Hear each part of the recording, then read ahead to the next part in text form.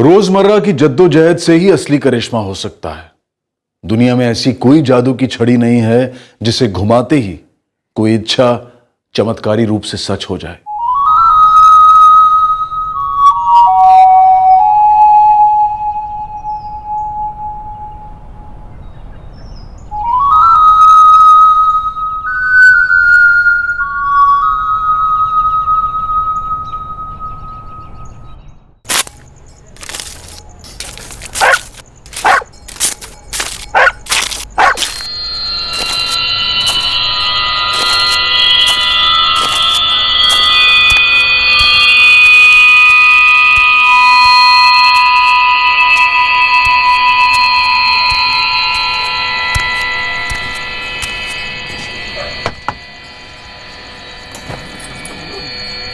क्या है?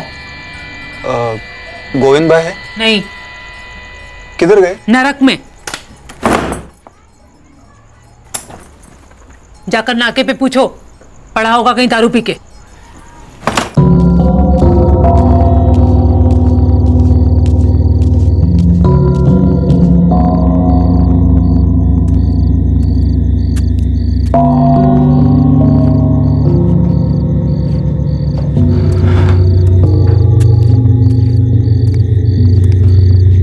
गोविंद भाई आप हो?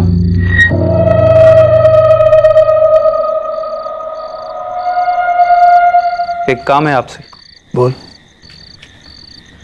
मुझे एक लाश चाहिए।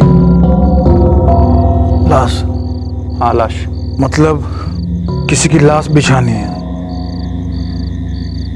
गेम बजाना है? जैसे भी, मुझे सिर्फ लाश से मतलब है। जैसे भी मतलब किसी को भी? हाँ, बस लाश चाहिए। काय को चाहिए लाश? अबे कौन है तू? ठीक से बोल। मतलब किसी की लाश बिछानी है क्या तेरे को? मरवाना है किसी को? बोला ना, सिर्फ लाश चाहिए। अब तू मेरे पास आयला है तो मेरे बारे में पूरा पता तो कीला होएगा। कितना लोगे? देख, तेरे को लाश चाहिए, लाश पेड़ पे तो उगती नहीं है, टपकाना पड़ेगा किसी को। वो तुम देखो, पैसा बोलो। लाख लेता हूं मैं, एक पेटी रोकड़ा। ठीक है, मैं बात करता हूँ और फिर मिलता हूँ तुमसे।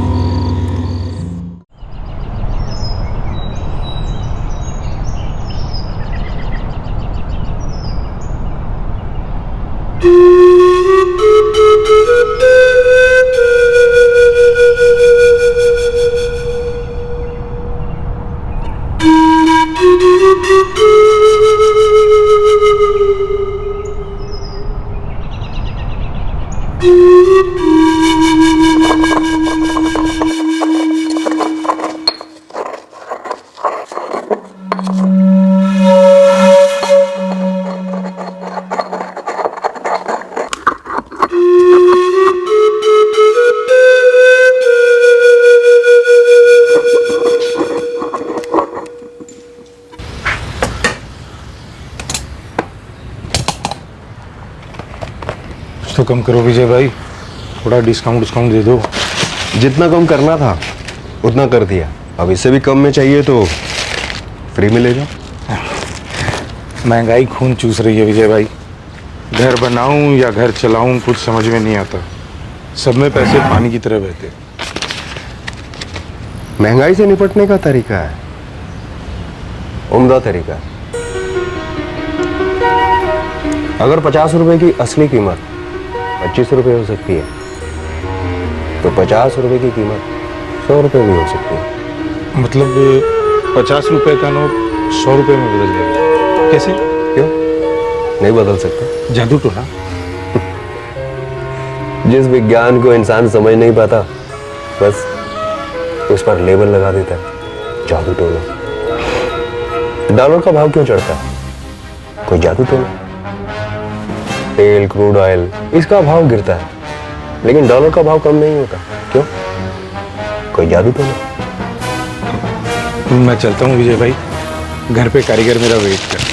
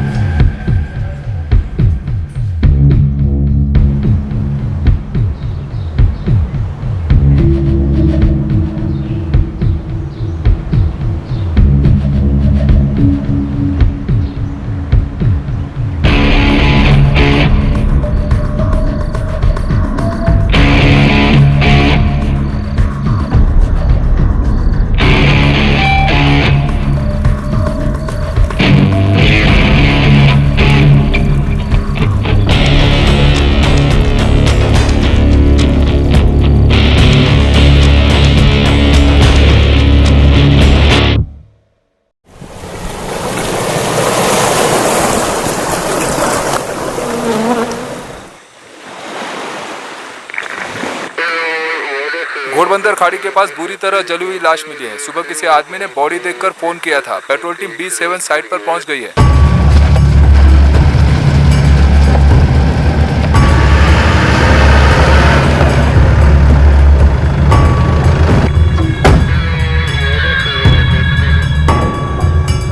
अब मैंने ही फोन किया था आपको। रोज सुबह की तरह मैं खाड़ी की तरफ आ रहा था, मेरी बोट है ना उसका डीजल चेक करने, तब मैंने ये देखा साहब।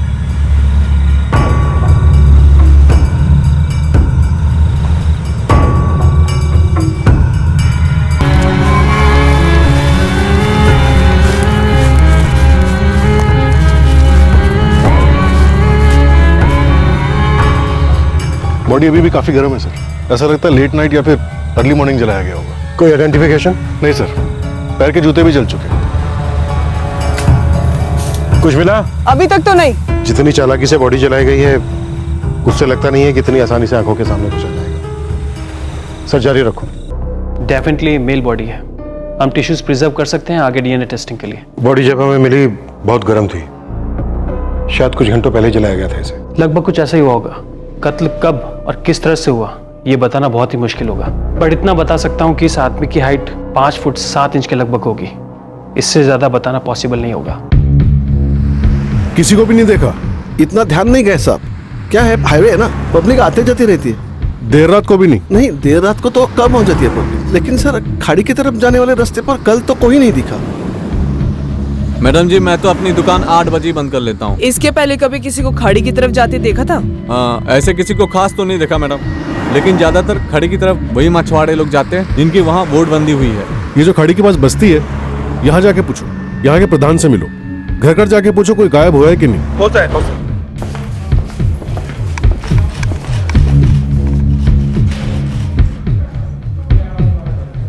सारे पुलिस स्टेशन में मैसेज भेज दो कि जितनी भी मिसिंग कंप्लेन है सबको स्कैन करें। 5 फुट 7 इंच मेल। 1-2 दिन में फोरेंसिक डिपार्टमेंट से विक्टिम की सही एज का भी पता चल जाएगा। अभी तक हमारे पास जितनी इंफॉर्मेशन है उसके बेस पर अपनी इन्वेस्टिगेशन शुरू करो। Right sir.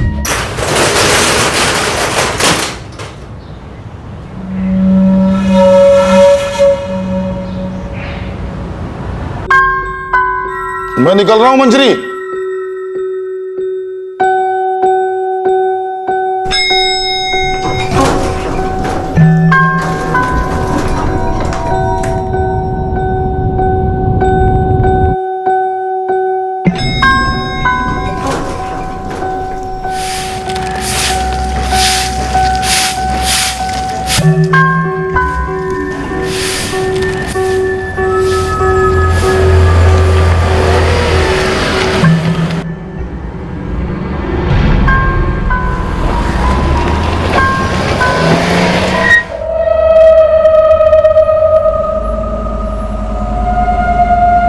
इंस्पेक्टर, मैंने फॉरेंसिक लैब से अर्जेंट बेसिस पे टिश्यूज एनालिसिस करवाई हैं। विक्टिम की एज 50 से 55 के बीच है। अब हमारी इन्वेस्टिगेशन और थोड़ी स्ट्रीमलाइन होगी। विक्टिम की उम्र 50 से 55 के बीच है। मिसिंग कंप्लेंट्स में से अधेड़ उम्र के लोगों की फाइल अलग करो। खास करके जिनकी हाइट 5 फुट 6 इंच से 5 फुट 9 इंच के बीच हो। फाड़के सर, विक्टिम के एज की इंफॉर्मेशन अभी अभी मिली है आपके थाने से। दरअसल हमारे पास एक मिसिंग कंप्लेंट है। 51 साल का पुरुष है जो 7 अक्टूबर से गायब है। सर विजय राठौड़ नाम है उसका, दहीसर का रहने वाला है। वहां पर एक हार्डवेयर की दुकान चलाता है।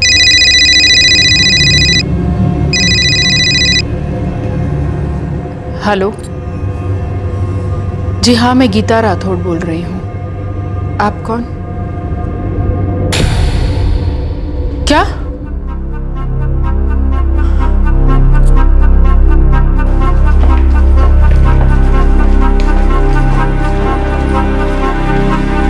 गीता जी, मैंने आपसे पहले ही कहा था कि लाश को पहचानना लगभग नामुमकिन है। हाँ, पूरी दुनिया में सिर्फ मेरे पापा थोड़ी ना है जो 51 साल के हैं, जिनकी हाइट 5 साल है। नमिता बेटा, आपके पापा और आपके पति विजय राठौड़ 6 अक्टूबर की रात से गायब है और ये लाश हमें 7 अक्टूबर को मिली है। मतलब 2 डिटेल्स मैच करती हैं। हाँ, हम दावे के साथ नहीं कह सकते हैं कि ये लाश विजय राठौड़ की है, लेकिन ये पॉसिबिलिटीज हैं।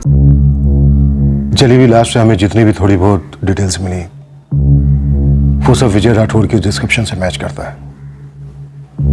हम लाश का डीएनए टेस्ट करवाएंगे, तभी हम 100% श्योर हो पाएंगे कि वो लाश विजय राठौड़ की है या नहीं। नमिता बेटा, उसके लिए हमें आपके सैंपल्स की जरूरत होगी। जाहिर सी बात थी कि लाश इस कदर जलाई गई थी ताकि वो पहचानी ना जा सके, पर अक्सर कत्ल करने वाले ये नहीं जानते या समझते कि राख भी गवाही देती है। ये बरामद हुआ शव वाकई विजय राठौड़ का ही था और ये 100% साबित भी हुआ।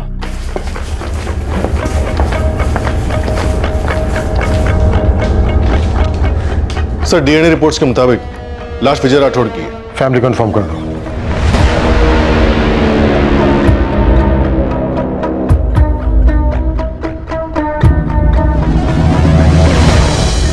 सर, जो टीम विजय राठौड़ की मिसिंग केस को हैंडल कर रही थी उसके पास उसके कॉल रिकॉर्ड्स भी, कई नंबर आइडेंटिफाई हुए, उनसे बात भी हुई है। फिर से एक नंबर स्कैन करो, सब लोगों से बात करो। हो सकता है कोई झूठ बोल रहा हो।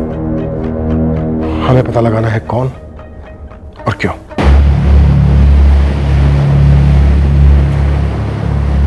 जगदीश दीक्षित, विजय राठौड़ दोस्त है आपके? जी, उसी की लाइन से हूं मैं, हार्डवेयर लाइन से। जब से विजय गायब हुआ है बहुत टेंशन में था मैं, और अब ये बैड न्यूज। क्या लगता है आपको, वो क्यों गायब हुए होंगे और फिर किसी ने क्यों मारा होगा उनको? पता नहीं सर, विजय से किसी की कोई परेशानी चल रही थी, ऐसा कभी बताया नहीं मुझे उसने। किसी के साथ कोई दुश्मनी थी उनकी, कोई झगड़ा, कोई अनबन? नहीं, बड़ी नॉर्मल लाइफ थी। और मुझे तो समझ नहीं आ रहा कि कोई क्यों मारेगा उसको, किस लिए मारेगा, और वो भी इतने भयंकर तरीके से पूरी बॉडी जला दी।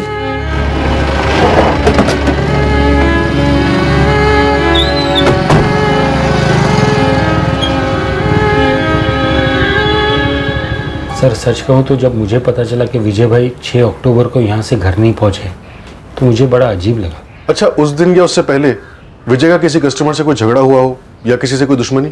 नहीं, ऐसा तो कुछ नहीं हुआ था सर, लेकिन क्या है ना, किसी का कुछ कहा नहीं जा सकता। शायद उनके घर वालों को कुछ पता हो।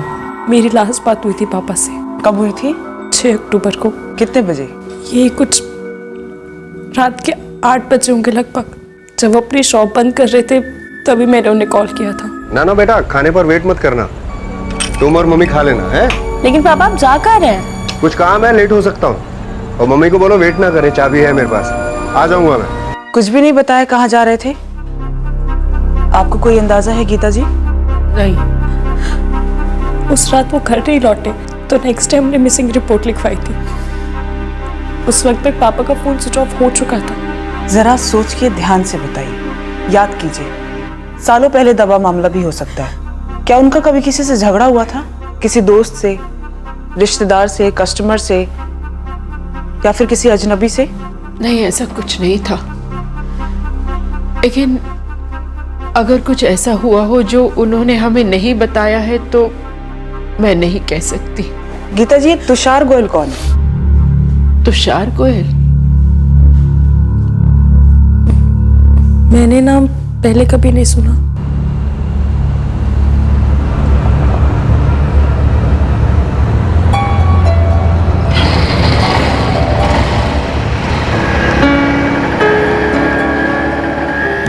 तुषार गोयल, बुलाया आपने? तुषार, तुम्हारा विजय राठौर से मुझे कल ही पता चला उनके बारे में कि विजय अंकल के साथ क्या भयानक हादसा हुआ। जब वो मिसिंग हुए तभी मुझे फ़ोन आ गया देसर पुलिस से, क्योंकि 6 अक्टूबर को मेरी उनसे कुछ बात हुई थी, कुछ 4 बजे के आसपास। विजय राठौर को कैसे जानते हो? जी, मेरे पापा का रेस्टोरेंट है और मैं भी संभालता हूँ, और रेस्टोरेंट में जो भी हार्डवेयर का सामान का रिक्वायरमेंट होती है उनकी दुकान से आता है। काफ़ी दिलचस्प इंसान थे। दिलचस्प? क्यों? क्योंकि वो डिलीवरी करने खुद ही आते थे और बहुत ही इंटरेस्टिंग बातें करते थे हमेशा। मैं भी उनकी दुकान पर जाया करता था, अक्सर बात होती थी। 6 अक्टूबर को तुम्हारी उनसे क्या बात हुई थी? यही बस हाय हेलो, कुछ खास नहीं। विजय राठौर को कौन मारना चाहेगा और क्यों? ये मैं कैसे बता सकता हूँ मैडम, बहुत ही अच्छे इंसान थे वो, एकदम अलग टाइप के, हमेशा अलग अलग टॉपिक पर बात करते थे। एक वर्ड में बोलो तो दिलचस्प। दिलचस्प? हाँ, वैसे वो दिलचस्प तो था आदमी, मगर थोड़ा अजीब था। अजीब मतलब स्क्रू ढीला नहीं, वैसे वो थोड़ा अलग था, हटके था, सनकी। नहीं, मतलब सर उतना भी सनकी नहीं था वो। अभी सर आप ही बताइए कि लोग दुनिया में क्या खोजते हैं? हाँ, प्यार, पैसा, शोहरत, मगर ये जो विजय था वो हमेशा पत्ते ढूंढता था, पत्ते। पत्ते मतलब पेड़ के पत्ते? हाँ, पेड़। आयुर्वेद में कोई दिलचस्पी थी उसकी? मुझे भी ऐसा लगा, इसलिए मैं सोचा कि ये हार्डवेयर की दुकान और ये पत्ते, फिर एक दिन मैंने पूछ ही लिया। सुरेश भाऊ, कुदरत में करिश्मा होता है और ये पत्ते कुदरत का तोहफा है हमारे लिए। वो तो है, पर हर सुबह में देखता हूं तुम इन पत्तों को टुकुर टुकुर घूरते हो, ऐसा क्या है इसमें? करिश्मा मतलब जादू जैसा कुछ? वैसे उसने कभी मुझे बताया नहीं, मैंने पूछा नहीं। क्या पत्तों में करिश्मा? पेड़ के पत्तों में? हाँ सर, सुनकर मुझे भी बड़ा अजीब लगा। सर, मैंने राठौर के कुछ कस्टमर्स के साथ बात की, सभी कह रहे थे कि राठौर अक्सर बहकी बहकी और ऊट पटांग सी बातें करता था। जैसे कि? सर, जैसे एक कस्टमर ने बताया कि राठौर कह रहा था कि 25 रुपए 50 बन सकते हैं और 50 रुपए 100 रुपए बन सकते हैं। कुदरत और विज्ञान की बातें करता था सर। विजय राठौड़ की पत्नी और उसकी बेटी से बात हुई? किसी से कोई पैर वैर? नहीं सर, फैमिली को इस बारे में कोई आइडिया नहीं है। और सर, विजय को जो जानते थे उन्हें भी ऐसा कुछ पता नहीं। अपने खबरों की फील्डिंग लगा दो और पता करो ये बेटी और पत्नी झूठ बोल रहे हैं या सच। घरेलू मामला भी हो सकता है, और ये भी पता लगाओ कि इस अजीब विजय राठौड़ की मौत से किसे फायदा हो सकता है।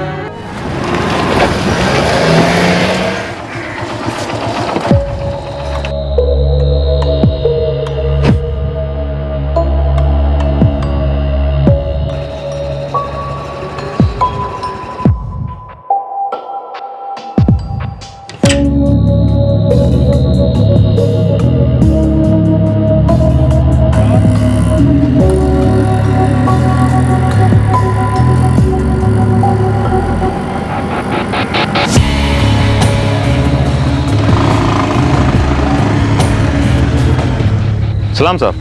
बोल। ये जगदीश दीक्षित जो है, इसका विजय के घर पे काफी आना जाना हो रहा है। विजय के घर पे क्यों? अब साहब, घर के अंदर तो मेरे लड़के फील्डिंग नहीं कर सकते ना, क्या बात होती है अंदर ये तो घर वाले ही बता सकेंगे।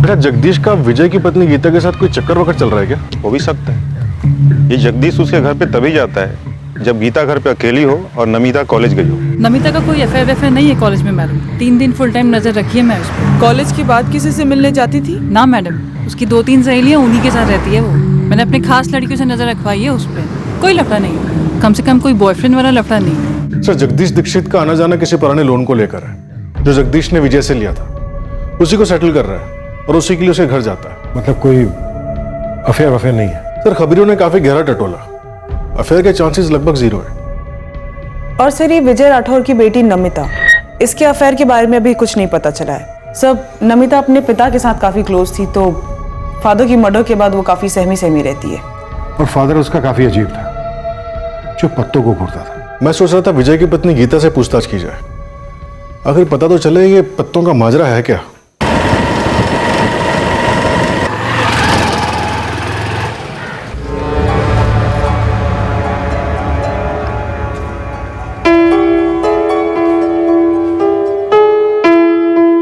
जी उनका इंटरेस्ट अलग अलग चीजों में होता था, लेकिन वो अपने तक ही रखते थे। लेकिन गीता जी, हमने सुना है कि विजय जी घर में कुछ खास पौधों के खास पत्ते लेकर आते थे। उनका मानना था कि उसमें कुछ जादुई शक्तियां हैं, करिश्मा जैसा कुछ।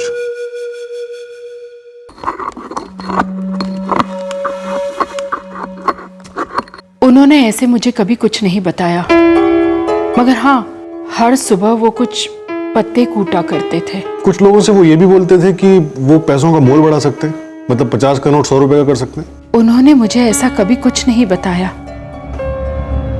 मगर हाँ, वो बहुत कुछ बोला करते थे। कभी कभी तो मुझे ऐसा लगता था कि वो ऐसे ही कुछ भी बोल रहे हैं। विजय जी को कोई खास प्रॉब्लम थी क्या? दिमागी प्रॉब्लम? नहीं। लाइफ में कुछ और टेंशन, पैसों की प्रॉब्लम या अफेयर वफेयर जैसा कुछ? ऐसा कुछ भी नहीं था।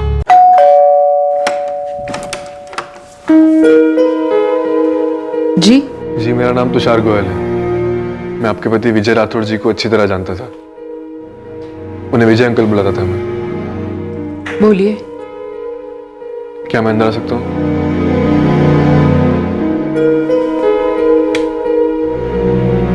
दरअसल मुझे समझ नहीं आ रहा मैं कैसे कहूँ, पर उसी के लिए आया हूँ तो कह देता हूँ। मुझे मेरी किताब वापस चाहिए। जी, किताब? मैंने विजय अंकल को पढ़ने के लिए दी थी, और उसके बाद ये सब हो गया तो शायद आपके घर में ही कहीं पड़ी होगी। बहुत ही कीमती किताब है मेरी वो, मुझे वापस चाहिए प्लीज। मुझे तो किसी किताब के बारे में उन्होंने कभी बताया ही नहीं। कौन सी किताब और किस बारे में है ये किताब? पेड़ पौधों के बारे में। नहीं, पापा ने तो मुझे कभी किसी किताब के बारे में तो नहीं बताया। फिर भी एक बार उनके रूम में चेक कर लीजिए।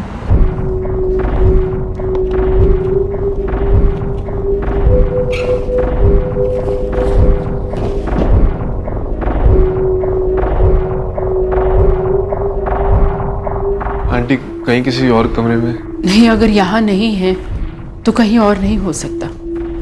दुकान पर? वहाँ के बारे में मुझे पता नहीं। आंटी, क्या हम प्लीज एक बार दुकान पर जाकर चेक कर सकते हैं? मुझे बोलते हुए बहुत अजीब लग रहा है, पर वो किताब सिर्फ कीमती नहीं है, आउट ऑफ पब्लिकेशन है, इतनी आसानी से नहीं मिलती, एक्चुअली मिलती ही नहीं है। प्लीज एक बार दुकान पर चलें।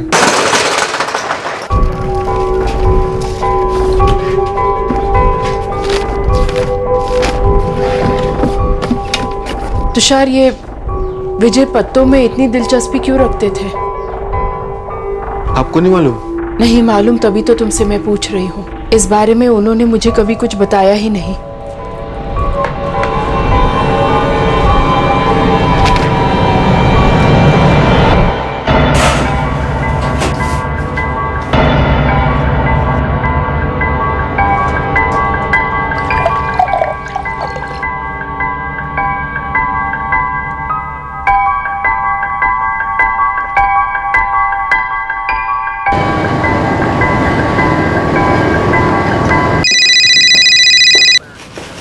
हाँ लालू बोल, बढ़िया खबर सुना कोई? एक 19-20 खबर है, लेकिन अपना काम तो बोलना है ना। हाँ तो बोलना।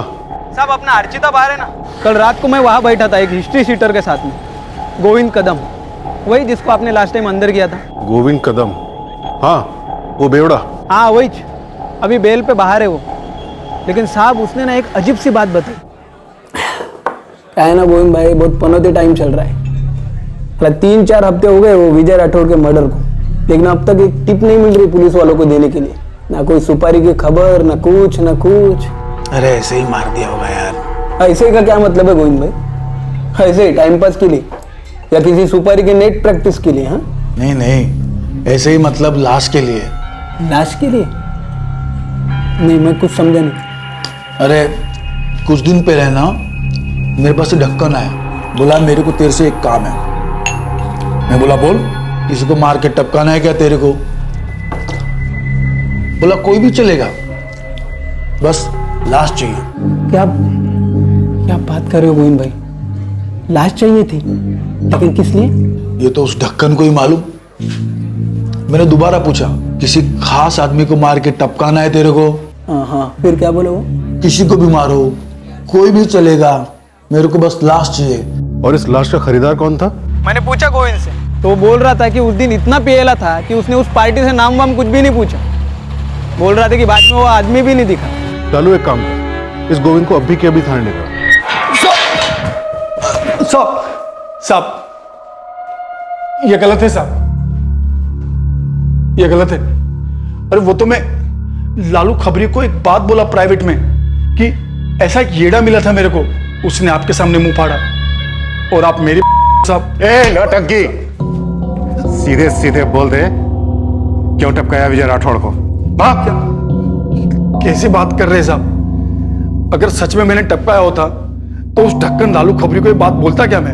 अरे वो तो उसने मेरे को दारू पिलाई, टिप मांगा इस मर्डर के बारे में, तो मैं बोला कि कोई आदमी आया था लाश की तलाश में। अब कुछ तो खबर देनी चाहिए ना साहब, और वैसे भी फोकट की दारू अपने को चढ़ती नहीं साहब। तेरे को बिना पिए चढ़ना है सूली पे? हाँ, गेम मत खेल हमारे साथ, कभी जीत नहीं पाएगा। चुपचाप हुलिया बता दे हमें उस आदमी का जो लाश की तलाश में तेरे पास आया था। अगर वो मिल गया तो तेरा गुड लक, नहीं तो बेटा तेरा बैड लक।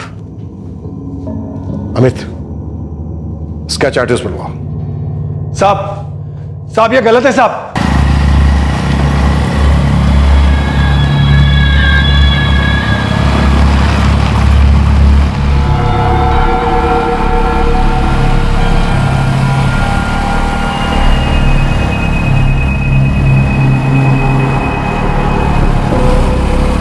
ये हिस्ट्री शीटर गोविंद सच बोल रहा था या नहीं ये तो नहीं पता, पर उसके बताए हुलिये से ये निकला है।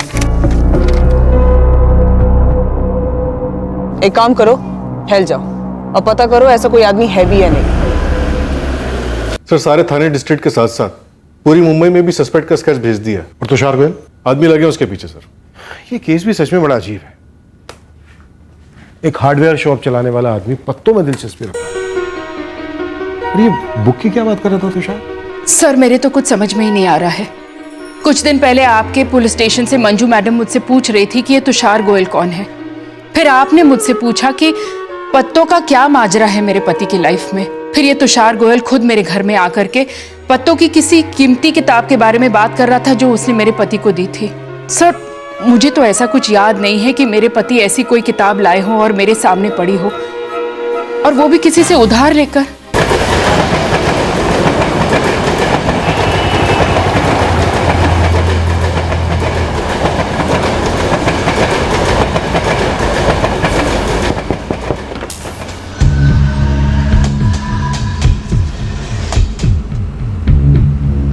बाबा मंगलधुरी तांत्रिक है? हाँ साहब, पिछले आधे घंटे से तुषार गोयल इस तांत्रिक के कमरे में है। तुषार की किताब खोलो, एक एक पन्ना पढ़ो इसके अतीत का, फिर इसका एग्जाम लेंगे। जादुई पत्ते, तांत्रिक बाबा, कुछ ना कुछ झाड़ फूंक का मामला हो सकता है।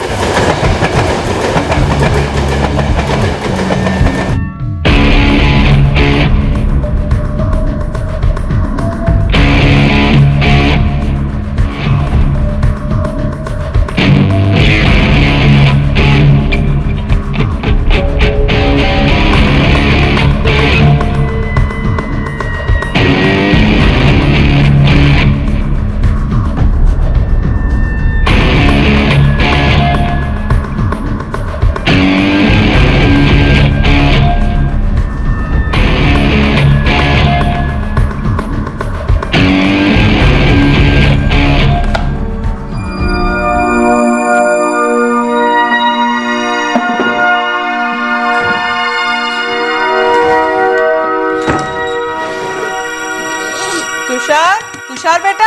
हाँ मम्मी। बेटा तू होटल जाएगा कि खाना घर पे ही खाएगा? मैं होटल दोपहर के बाद जाने वाला हूँ। खाना खाऊंगा पर थोड़ी देर से, 2 बजे के आसपास।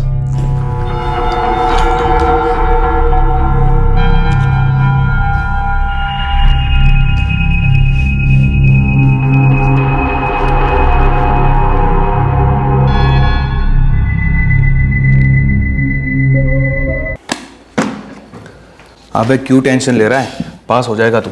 यार कुछ नहीं पढ़ा है मैंने, अब पढ़ने बैठा तो कुछ समझ नहीं आ रहा, मुझे पूरा कंफ्यूज हो रहा है, पहले क्या पढूं बाद में क्या पढूं, पक्का फेल हूं मैं। आज तक मैं फेल नहीं हुआ, तू कैसे फेल हो जाएगा बे? साला इतना तो पढ़ाई करता है तू। वही तू यहाँ वहाँ पे लेके गया मुझे, कभी मूवी चल कभी मैच चल, ये टाइम पास वो टाइम पास, पढ़ाई पे फोकस नहीं करने दिया तूने मुझे। बे यार तू बोर मत कर यार, और खुद की फ्रस्ट्रेशन मुझ पर क्यों निकाल रहा है तू?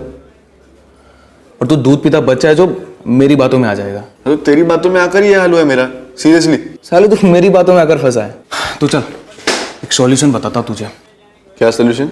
बाबा अच्युतानंद भाई टॉप का बाबा है, फालतू फ्रॉड नहीं है, रियल बातें जानता है वो। उसने तांत्रिक साइंस में MSc किया है, तेरे सारे प्रॉब्लम्स यू खत्म कर देगा वो। अबे जा बे, यहाँ पड़ी है मेरी, तू जादू तोड़ने की गोली दे रहा है। अबे गोली नहीं बे, रियलिटी है। अबे मुझे देखना, मैं आज तक कभी फेल हुआ क्या? नहीं। अबे मार्क्स के मार्क्स और मस्ती की मस्ती। कैसे? कॉपी करके ना, ग्रहों का सेटिंग है बॉस।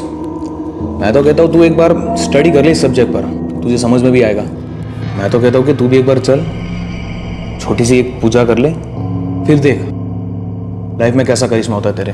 ये चाय पीना।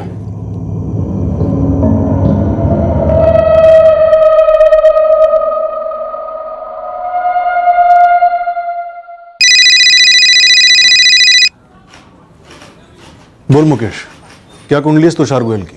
सर पढ़े लिखे फैमिली का इकलौता बच्चा है, बाप का रेस्टोरेंट है, यहीं पास में एक अच्छा फ्लैट भी है। देखने में तो सब कुछ नॉर्मल लगता है, ठीक ठाक, लेकिन ये तांत्रिक बाबा वाला क्या चक्कर है समझ में नहीं आ रहा है। और खुद? सर खोदने को खोदूंगा सर, लेकिन अच्छा ये होगा कि आप सामने से पूछ लो, उठा लो उसे। ठीक है उठवा लूंगा, लेकिन तू पहले ये पता कर कि एक 24 साल का पढ़ा लिखा लड़का एक तांत्रिक बाबा के चक्कर में कैसे पड़ गया? कोई लड़की वड़की का चक्कर है क्या?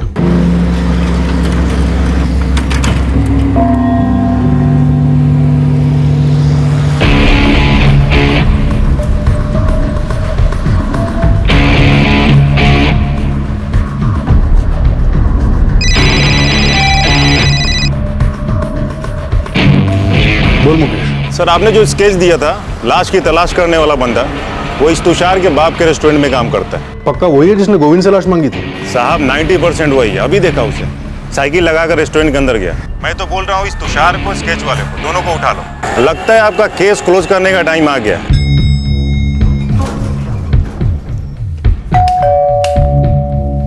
क्या हुआ है? क्या किया मेरे साहब? क्या बात है सर, क्या किया इसने? सिर्फ इसी ने नहीं, तुम्हारा बेटा तुषार भी शामिल है सर। किस बात में सर? चलो सर तुषार ने ऐसा क्या कर दिया सर? सर बताइए तो सही प्लीज, बात क्या है? कुछ हमें भी तो पता चले सर, प्लीज सर बात तो सुनिए सर। सर हुआ क्या है बताइए तो सही। तुषार तो अपने कमरे में है, बिजी है, बताइए क्या काम है उससे आपको? ये बात मैं तुषार को ही बताऊंगी, आप उसे बाहर बुलाती हैं, हम अंदर घुसे। तुषार, तुषार। मम्मी आधे घंटे बाद खाऊंगा। पुलिस आई है बेटा, तेरे लिए पूछ रही है। तुषार, मैं ASI मंजू भोसले, हम पहले मिल चुके हैं।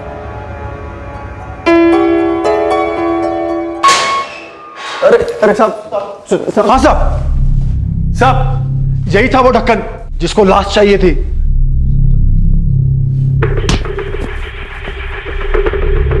श्याम जगताप, पूरा पूरा सच बोलते हैं, अगर आधा सच बोला ना तो जिंदगी भर अधमरी लाश का लाएगा। क्यों चाहिए थी लाश? मुझे नहीं चाहिए थी लाश, वो मेरे मालिक के बेटे तुषार सेठ को चाहिए थी। उन्होंने बोला शाम एक लाश दिला दे, अच्छे पैसे मिलेंगे। लाश? लेकिन लाश किस लिए चाहिए तुषार सेठ? उसका तुझसे कोई ताल्लुक नहीं है, तू बस लाश ला, तगड़ा पैसा मिलेगा। लेकिन तुषार सेठ मैं कहाँ से लाऊंगा लाश? वो तू जान, पूछ, तेरे इलाके में बस्ती में कोई ना कोई तो ऐसा होगा जो अपनी डिमांड पूरी कर सके। पैसे की चिंता नहीं है। 2 महीने पहले की बात है ये। तू लाश के लिए इस गोविंद के पास ही क्यों गया? ये सप्लायर है लाशों का? दरअसल सर वो मैंने दारू के अड्डे पर सुना था, ये हाफ मर्डर के चार्ज में जेल काट चुका है। मुझे लगा यही लाश का कोई जुगाड़ कर देगा। तुषार को लाश क्यों चाहिए थी? सर वो क्या वो? सर उन्होंने तो ये कभी बताया नहीं। तुषार सेठ तंत्र मंत्र में बहुत विश्वास रखते हैं, बहुत सारे बाबाजियों के पास भी जाते हैं। और तू पैसों में बहुत विश्वास रखता है। उसने कहा लाश चाहिए और तूने हाँ में मुंडी हिला दी। लाश कोई लड्डू पेड़ा है क्या लाके दे देगा? पुलिस के पास क्यों नहीं गया? सर, तुषार को उठा लिया उसके घर से। उसके घर पे काफी तंत्र मंत्र की किताबें भी थी। ये सब मतलब हमें पता ही नहीं हमारा बेटा ये सब पढ़ रहा था। कहां से आई ये सब किताबें? जादू से। एक लंबे समय से आपका इकलौता बेटा ढोंगी, पाखंडी, तांत्रिक बाबाओं के चक्कर काट रहा था। हो सकता है उसने कोई चमत्कारी छड़ी हासिल की उनसे। ऐसे कैसे हो सकता है? हमें तो अभी तक कोई आभास भी नहीं हुआ। हम तो यही सोचते रहे कि हमारा बेटा बंद कमरे में बैठ के पढ़ाई कर रहा है। तो किसी पूजा पाठ, तंत्र मंत्र के लिए मारा तूने विजय राठौड़ को। ओए जादूगर, जादू पकड़ा गया तेरा। अब सीधे सीधे बोलते हैं, तूने खुद मारा ना विजय राठौड़ को, ताकि लाश के तेरे पैसे बच जाए, पॉकेट में लाश मिल जाए तेरे जादू टोने के लिए, तंत्र मंत्र के लिए। नमस्ते अंकल। अरे तुषार, नमस्ते, आजा। ये रहे पीपल के पत्ते। अब सच सच बताओ, ये इस्तेमाल होंगे ना? पीपल के नहीं, कभी नहीं। तो फिर कौन से पत्ते? आज तो बता ही दो। अभी एक्सपेरिमेंट चल ही रहा है, ऐसे कैसे बीच में फॉर्मूला बता दूं? हाँ? और फिर पूरा होने के बाद भी क्यों बताऊं? मेरी मेहनत तो गई ना पानी में। हाँ तो मुझे तो बता ही सकते हो ना मंगल। मैं भी आपकी तरह कुदरत के करिश्मे में विश्वास करता हूँ। अंकल, मैं आपकी बड़ी इज्जत करता हूँ। अपना चिल्ला समझ कर ही बता दो मुझे। नहीं रे, मैं ऐसी मीठी बातों में नहीं आने वाला। सब्र रख, मेरा एक्सपेरिमेंट पूरा हो जाए, मेरा फार्मूला लॉक हो जाए, उसके बाद मैं अपना फार्मूला पेटेंट करवाऊंगा, कॉपीराइट करवाऊंगा। उसके बाद झक मार के पूरी दुनिया को कबूल करना ही होगा कि कुछ खास पत्तों में जादुई ताकत होती है, वो करिश्मा कर सकते हैं। हाँ तो मैं अभी से मानता हूँ ना। आपको चाहिए तो मैं अपने खून से लिख के दे देता हूँ, मैं किसी को नहीं बताऊंगा। नहीं रे, मैं कभी किसी को नहीं बताऊंगा। ये कैसा एक्सपेरिमेंट था? किस चीज का फार्मूला बन रहा था? सोना बनाने का। खास किस्म के पत्तों से सोना बनाने का। खास किस्म के पत्तों से सोना बनाने का फार्मूला? उनके पास सोना बनाने का फॉर्मूला था सर, मुझसे शेयर ही नहीं कर रहे थे। मैंने उनके साथ कई डिटेल शेयर की तंत्र की, तब उन्होंने नहीं कहा कि नहीं मुझे तुम्हारी इंफॉर्मेशन नहीं चाहिए। लेकिन जब खुद की बारी आई फॉर्मूला देने की, मुकर गए। तेरे सामने बनाया सोना? किसी खास किस्म के पत्तों को कूटकर? सामने नहीं बनाया, लेकिन वो बोल रहे थे कि उनका एक्सपेरिमेंट चालू है और फॉर्मूला आ गया था उनके पास। मुझसे शेयर ही नहीं कर रहे थे। तो तूने पत्तों से सोना बनाने के फॉर्मूले के लिए विजय राठौड़ का कत्ल कर दिया? हाँ तो मैं तड़प रहा था सर। मैंने काफी ज्ञान हासिल कर लिया है किताबों से। अब मुझे असली पावर चाहिए था। कैसी पावर? लाश का बंदोबस्त तो हो जाएगा, लेकिन वो गोविंद पूरे 1 लाख मांग रहा है तुषार भाई। मुझे किसी लाश की तलाश नहीं है। लाश है मेरे पास। कहाँ मिली लाश? मिली नहीं है, बिछानी पड़ेगी। आदमी जिंदा है अभी। और तुझे इस काम के सिर्फ 5,000 नहीं मिलेंगे, पूरी रकम मिलेगी जो गोविंद मांग रहा था, पूरे 1 लाख। कौन है जिसे? है एक आदमी, मैं लाऊंगा उसे अपने साथ। तू बस उसे खत्म करेगा। देखो तुषार सेठ, पहले जब पूछा तब आप बोले नहीं, लेकिन अब बोलना पड़ेगा। क्यों मारना चाहते हैं आप उस आदमी को? किस लिए चाहिए लाश आपको? पावर के लिए। मुझे एक तांत्रिक बाबा ने बोला है कि किसी पावरफुल आदमी को मार के उसकी लाश इस्तेमाल करेगा तो उसकी सारी पावर तेरे अंदर आ जाएगी। पावर? ये कैसा पावर है? क्या होता है इस पावर से? सोना बनता है पत्तों से। सोना। हम सोना बनाएंगे पत्तों से? विजय अंकल, कब से आपसे बात करना चाह रहा था। आज कुछ ढांसू नया सीखा है मैंने, आपको डेमोन्स्ट्रेशन देना चाहता हूँ। क्या डेमोन्स्ट्रेशन? कुछ तो बोल। ऐसे नहीं, आप सोना बना सकते हैं तो मैं क्या बना सकता हूँ ये आपको मिल के दिखाऊंगा। चौंक जाएंगे आप मेरा चमत्कार देखकर। करिश्मा सिर्फ अब आपकी मोनोपोली नहीं है, ना कोई कॉपीराइट है आपका जादू। ऐसा? हाँ ऐसा।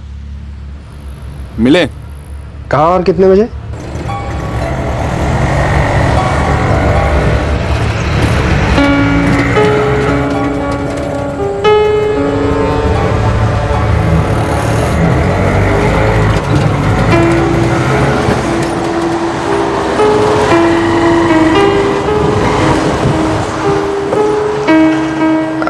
तुषार, आइए बैठिए, चलते हैं।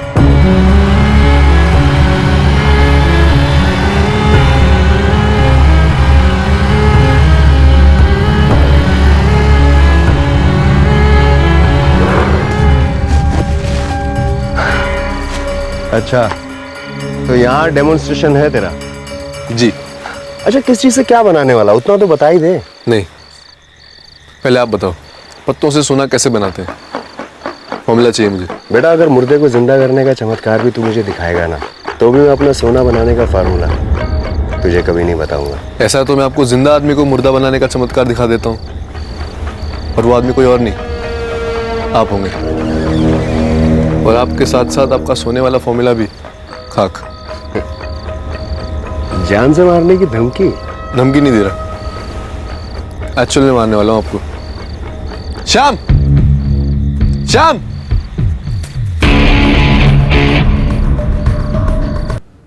खाड़ी में। तो जिस कीमती किताब को तो ढूंढने की एक्टिंग कर रहा था, दरअसल वो पत्तों से सोना बनाने का फार्मूला था। तुझे लगा कि विजय राठौड़ ने वो कहीं लिख के रख दिया होगा, घर पे या दुकान पर। तू बीएससी ग्रेजुएट है, 24 साल का, 21वीं सदी का यंग मैन। तूने ऐसा सोच भी कैसे लिया कि पत्तों से सोना बनाने का कोई फॉर्मूला हो सकता है? सर, विजय अंकल भी पढ़े लिखे थे, पोस्ट ग्रेजुएट। वो कई सालों से इसे स्टडी कर रहे थे। वो मेरे सामने कई तरह के पत्ते इकट्ठा करते थे। सर, जो दुनिया में साबित नहीं हुआ है, जरूरी नहीं वो विज्ञान ना हो।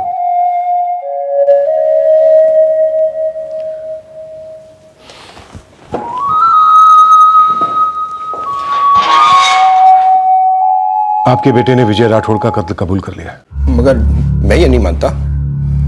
वो ऐसा क्यों करेगा? उसने आपको ये सब बताया और हमको इसकी खबर तक नहीं हुई। यही तो इस जमाने की ट्रेजेडी है गोयल साहब। हम दुनिया भर की खबर रखते हैं, मीडिया से, इंटरनेट से, लेकिन हमें हमारे बच्चों की कोई खबर नहीं होती है। वो अपने बंद कमरों में क्या कर रहे हैं ये तक हमें मालूम नहीं होता है। 2 साल से, जब से वो फाइनल ईयर में था, तब से ढोंगी, पाखंडी, तांत्रिक बाबाओं के चक्कर काट रहा था, सुपर पावर हासिल करने की फिराक में। उसकी इस दोहरी जिंदगी ने एक बेगुनाह इंसान की जान ले ली।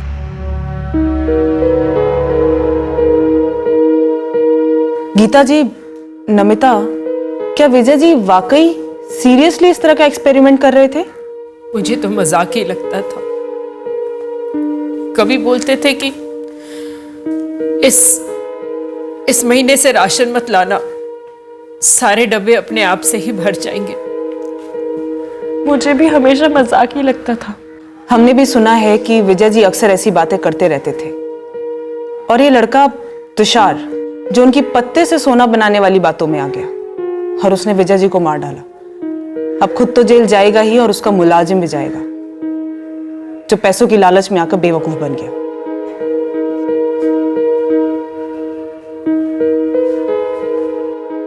तुषार गोयल और श्याम जगताप को आईपीसी की धारा 302 के तहत कत्ल के लिए, धारा 201 के तहत सबूत मिटाने के लिए और धारा 34 के तहत मिलजुल कर साजिश करने के जुर्म में गिरफ्तार किया गया है। साथ ही तुषार और जगताप पर prevention and eradication of human sacrifice and other black magic practices के तहत चार्जेस लगाए गए हैं। तुषार के माता पिता ये मानने को ही तैयार नहीं हैं कि उनका बेटा ऐसा संगीन जुर्म कर सकता है।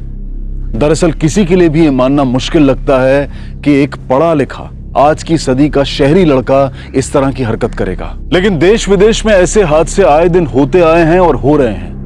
करिश्मा या किसी चमत्कार के लोभ में लॉजिक और विवेक के साथ साथ इंसानियत भी चुटकी बजाते ही गायब हो जाती है। धन का लालच हो, किसी इंसान के प्रेम का लालच हो, किसी को नुकसान पहुंचाने की इच्छा हो, कोई एग्जाम पास करना हो या फिर कोई छोटा सा छोटा कार्य हो, जादू का शॉर्टकट अपनाने वालों की कमी नहीं है इस दुनिया में। और इस शॉर्टकट का रास्ता दिखाने वाले पाखंडियों की भी कमी नहीं है इस दुनिया में। हर इंसान की जिंदगी का सबसे बड़ा करिश्मा होता है उसके अपने अंदर की चेतना, आत्मविश्वास और मेहनत करने की शक्ति का आभास होना।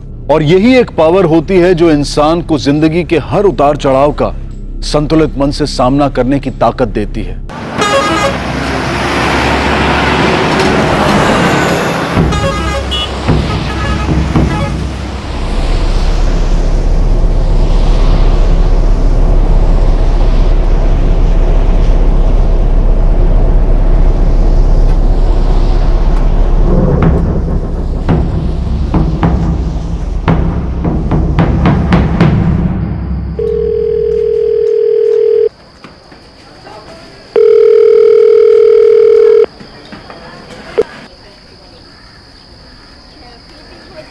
हुई बात सोनू से? फोन उठाएगा तब बात होगा ना। पापा हर जगह देख लिया, सोनू भैया कहीं नहीं मिले। कहाँ चला गया होगा ये लड़का? मैं भी उसी का ही फोन ट्राई कर रही हूँ रामकिशोर, लेकिन सोनू फोन उठा ही नहीं रहा है। क्या मैडम जी, फोन उठाया आपका? फोन नहीं उठा रहा है वो।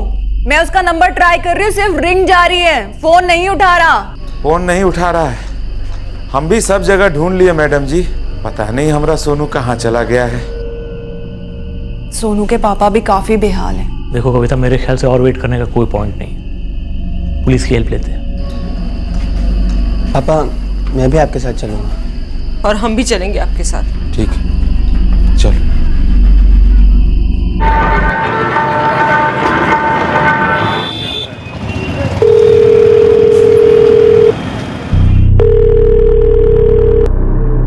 सोनू का मोबाइल स्विच ऑफ नहीं है सर, रिंग तो जा रही है। रिंग तो शाम से ही जा रही है। कविता मेरी पत्नी शाम से ट्राई कर रही है, रामकिशोर जी सोनू के पापा वो भी ट्राई कर रहे हैं, हर बारी रिंग ही जा रही है। ऐसा पहले कभी नहीं हुआ है, इतनी देर तक बिना बताए हमारा सोनू कभी बाहर गया ही नहीं है। अब तो 9:30 बज गया साहब। आपके बेटे सोनू का पूरा नाम सुनील पांडे है? जी। 20 साल का है? जी सर 20 साल का हो, बड़ा हो या छोटा हो, बोलकर गया था कि आएगा, पर ना ही वो शाम को काम पर लौटा और ना ही घर आया। सुनील, मेरा मतलब सोनू जब सुबह काम पर आपके घर आया था तो उसने किसी तरह का कोई हिंट दिया था कि वो कहीं जाने वाला है किसी काम वाम से? नहीं, मुझे लगा मेरे हस्बैंड को लंच देने गया है।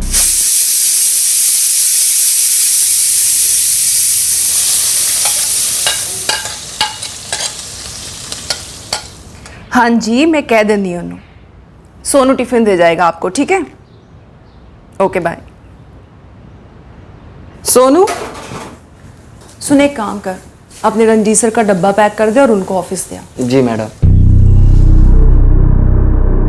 फिर उसने डब्बा पैक किया और जाने से पहले मुझसे 3000 रुपए मांगे। 3000? किस लिए? मैडम वो 3000 रुपये चाहिए थे मुझे, पापा के कुछ काम के लिए। अब अगले महीने की तनख्वाह से काट लेना मैडम। ठीक है।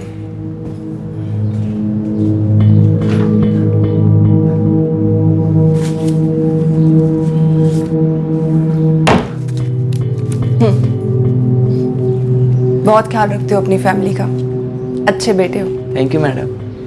वो रंजीत सर का डब्बा देने के बाद एक छोटा सा काम है घर का, निपटा कर शाम को लौटूंगा तो ठीक रहेगा ना मैडम? हाँ हाँ, पहले अपना घर का काम कर ले फिर आ जाना। Thank you madam. मैं फिर से मेरे काम में बिजी हो गई और फिर 1 घंटे बाद रंजीत ने कॉल किया मुझे। हाँ जी रंजीत। कविता भूखा मारूगी क्या? सोनू नहीं पहुंचा अभी तक? अरे कमाल है, पहुंच गया होता तो फोन क्यों करता? कहते रहा सी वैसे कोई काम वाम है उन्हों, पर वो तो डब्बा देने के बात करने वाला था। आता है तो पूछता हूँ उसे। ओ जसवंत। हाँ जी सर। अपना मुंडा सोनू लेट हो गया आज, चूहे जो है ना वो पेट में जबरदस्त भंगड़ा कर रहे हैं यार, आज कुछ बाहर से ही मंगा ले। वो काके के ढाबे की साग रोटी बहुत सही होती है, वो मंगा लूं? सही है। 1 और घंटा बीत गया, लेकिन सोनू लंच लेकर रंजीत के पास पहुंचा ही नहीं था। मुझे थोड़ी टेंशन होने लगी कि ये लड़का आखिर रह कहाँ गया है। फिर अचानक से मैंने देखा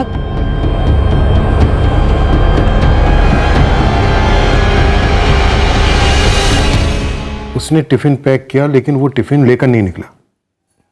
नहीं सर, और वो फोन भी नहीं उठा रहा था, तो मैंने वेट किया, सोचा कि शाम को 5:30 बजे के करीब वो आएगा तब पूछ लूंगी, लेकिन सर वो आया ही नहीं। तो तकरीबन 8 बजे के करीब मैंने उसके फादर रामकिशोर जी को फ़ोन किया। कुछ समझ में नहीं आ रहा है साहब, घर पर भी सोनू ने कुछ नहीं बताया है। आपको 3000 रुपए किस लिए चाहिए थे जो सोनू ने इनसे एडवांस में लिए? ऐसा तो कुछ नहीं था साहब। लक्ष्मी जी, आपको सोनू से घर पर दोपहर को क्या काम था? नहीं साहब, हमने तो उससे कोई भी काम नहीं कहा था। ये सोनू आप लोगों के घर पर काम के लिए 2 बार आता है, सुबह और शाम? नहीं सर, सारा दिन काम करता है। सुबह तकरीबन 9 बजे के आसपास आता होगा। नहीं जी सर, 9 बजे के करीब वो आ ही जाता है। ब्रेकफास्ट रेडी करना, फिर लंच की तैयारी, और दोपहर में घर के जो भी छोटे मोटे काम होते हैं वो सब खत्म करता है। फिर डिनर बनाकर तकरीबन 8 बजे के करीब वो अपने घर को चला जाता है। बहुत होनहार लड़का है सर, सारा काम करता है। मेरी एक ट्रांसपोर्ट की कंपनी है, तो कभी कभी दोपहर को मैं वहाँ बुला लेता हूँ, वहाँ भी अच्छा काम करता है। सर सोनू का मोबाइल अभी भी चालू है। मोबाइल कंपनी ट्रैकिंग शुरू कर रही है। उनका कहना है कि एग्जैक्ट लोकेशन आने में कल तक का टाइम लग सकता है। फोन अभी भी चालू है, बंद नहीं हुआ है। हो सकता है वो कहीं चला गया हो, बस फोन नहीं उठा रहा हो। लेकिन सर वो फोन क्यों नहीं उठाएगा? ये अभी कह पाना मुश्किल है, लेकिन जैसा कि आपकी मिसेज ने कहा कि वो कह रहा था उसे कुछ काम है, तो हो सकता है वो उस काम से कहीं गया हो। 20 साल का लड़का है, बालिग है, खुद कमाता है। अब अगर वो अपनी मर्जी से कहीं गया है तो ये मिसिंग केस के दायरे में तो नहीं आता। सोनू आज तक कहीं भी अकेले नहीं गया है। अमरा जी बहुत घबरा रहा है। लक्ष्मी जी मैं समझ सकता हूं, लेकिन हमें 24 घंटे इंतजार करना हो। अगर देर रात तक या सुबह तक सोनू आ जाता है तो ठीक है, नहीं तो हम मिसिंग कंप्लेंट दर्ज करेंगे और ढूंढ निकालेंगे आपके सोनू को।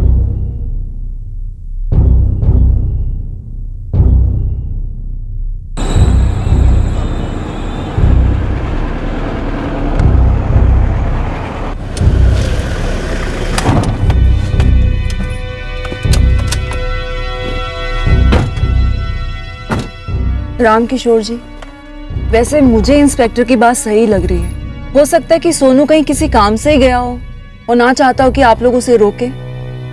मुझे लगता है कि हमें सुबह तक वेट करना चाहिए। राम किशोर जी आप बिल्कुल फिक्र मत कीजिए, कल सुबह तक सोनू का फोन जरूर आ जाएगा या फिर वो खुद ही आएगा।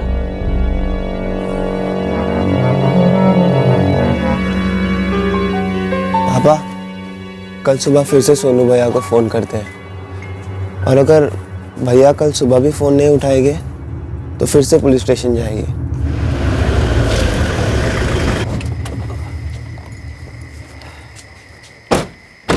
कविता कल के लिए चला लो प्लीज। कल भी अगर सोनू नहीं आया तो परसों के लिए जसवंत से बात करके किसी और को बुला लेंगे। मैं तो कहता हूँ हो सके तो निर्मला को ही बुला लो फिर से। ठीक है।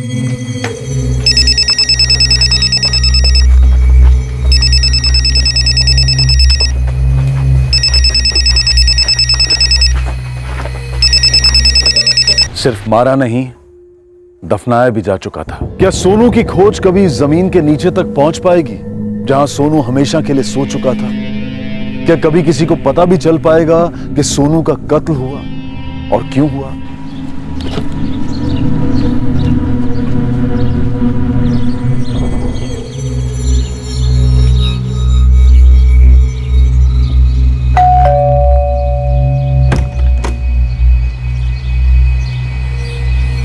नमस्ते मैडम जी, कल रात फोन किया था आपने? हाँ, एक दिन के लिए काम पर आ सकती है आज से? हाँ मैडम जी, पर एक दिन ही क्यों, हमेशा के लिए रख लो ना पहले जैसे। ठीक ही तो काम कर रही थी मैं। आज के लिए फ्री है क्या? हाँ मैडम जी, मैं भी झाड़ू पोछा करके जाती हूँ, 10 बजे आके बाकी का काम खत्म कर दूंगी। पर मैडम जी मुझे हमेशा के लिए रख लो ना पहले जैसे, हम दोनों का ही फायदा है। सर वो लड़का सोनू, सुनील पांडे जो है, कल रात वाला मामला ना, कॉल किया उसने? नहीं सर, उसके फादर ने उसके नंबर पे कॉल किया था लेकिन स्विच ऑफ आया। फिर मैंने भी उसका फोन चेक किया सर, लेकिन अभी भी स्विच ऑफ है। इस सुनील पांडे और सोनू के फोन लोकेशंस निकालो, पता करते हैं कहां गया और क्यों गया।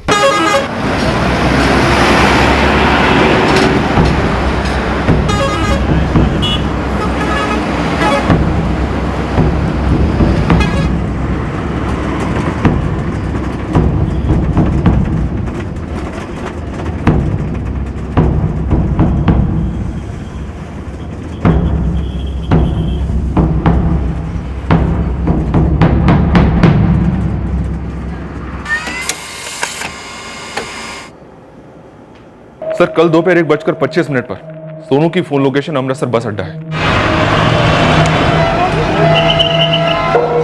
तकरीबन 2:30 बजे के आसपास अमृतसर बस अड्डे से मूवमेंट शुरू होती है सर, वाया जालंधर, फगवाड़ा, लुधियाना, कुरुक्षेत्र, करनाल, पानीपत, सोनीपत। उसके बाद दिल्ली में मोबाइल स्विच ऑफ हुआ। दिल्ली में कहां? ISBT, Kashmiri gate.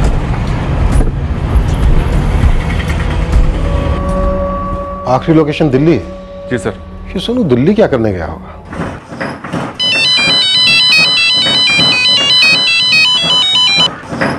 Hello Ramkishore जी, आपका दिल्ली में कौन है? क्या है वहां पर? दिल्ली? सोनू का फोन दिल्ली में बंद हुआ। सोनू दिल्ली काहे के लिए जाएगा साहब? ये तो आप बता सकते हैं। क्या सोनू दिल्ली? पर सर सोनू ने कभी दिल्ली का मेंशन ही नहीं किया। आपने कहा था लगभग दोपहर के 1 बजे सोनू घर से निकला था। सर मैंने दोपहर कहा था, लेकिन टाइम एग्जैक्टली मेरे को याद नहीं है। लगभग 1:30 बजे उसका सेलफोन लोकेशन है अमृतसर बस स्टैंड। फिर वाया पंजाब हरियाणा होते हुए दिल्ली में उसका फोन स्विच ऑफ हुआ। दिल्ली में कश्मीरी गेट ISBT। बड़ी अजीब बात है सर, मेरे को कल से ही लग रहा था कुछ प्रॉब्लम है। और सोनू ऐसा लड़का है नहीं जो अपने काम की जगह से बिना इन्फॉर्म किए कहीं चला जाए। और घर से नहीं सर, कोई चांस ही नहीं है। फिरौती, पर ये रामकिशोर तो दिहाड़ी मजदूर है सर। फिरौती ना से ही, पर कोई तो वजह होगी। ये लड़का बिना अपने घर बताए, बिना अपने काम की जगह बताए ऐसे ही कहीं चला गया, जिसे पहले कभी नहीं किया। कहीं कोई और बात तो नहीं सर? हो सकता है, पर बात है क्या? इसे गए हुए 24 घंटे से ऊपर हो गए। मिसिंग केस बनता है। नहीं रंजीत, कुछ पता नहीं चला है। सोनू का फोन उनको दिल्ली में मिला है। मतलब कुछ बता रहे थे कि दिल्ली में बंद हुआ है। अच्छा, मैं बाद में बात करती हूँ। मैडम जी, मैंने घर का सारा काम कर दिया, मैं चलती हूँ। शाम को वापस आना है? हाँ निर्मला। मैडम जी, मुझे हमेशा के लिए रख लो ना, क्योंकि मुझे नहीं लगता है लड़का सोनू वापस आने वाला है। तो कुछ जानती है सोनू के बारे में? नहीं नहीं मैडम जी, वो तो अभी आप फोन पे बात कर रही थी ना, तो मैंने सुना। तो शाम को तब बात करते हैं। जो आपकी मर्जी मैडम जी, लेकिन एक बात कह देती हूँ, घर काम जवान लड़कों के लिए बिल्कुल नहीं है। मोहित, ऐसा तो नहीं है कि ये लड़का किसी लड़की वड़की के चक्कर में कहीं भाग गया हो? कुछ कह नहीं सकते सर, 20 साल का लड़का है, पर शायद इसके माँ बाप को भी इस बात का पता नहीं होगा, वरना ये बात निकलती जरूर। ये भी तो हो सकता है कि माँ बाप को पता हो, बताना भूल गए, उनके दिमाग से निकल गई।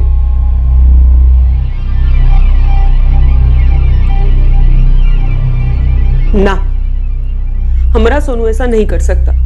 वो लोग कुछ भी बोल रहे हैं। बोल नहीं रहे थे, पूछ रहे थे लड़की वड़की के चक्कर के बारे में। हम तो सीधा ना बोल दिए। मोनू, तुझे कुछ पता है क्या? तेरे भैया की है क्या कोई? सोनू भैया की कोई गर्लफ्रेंड नहीं है। और अगर कोई लड़की पसंद वसंद होती भी तो सबसे पहले हम लोगों को नहीं बता देता। आज तक सोनू हम लोगों से कोई बात छुपाया है क्या?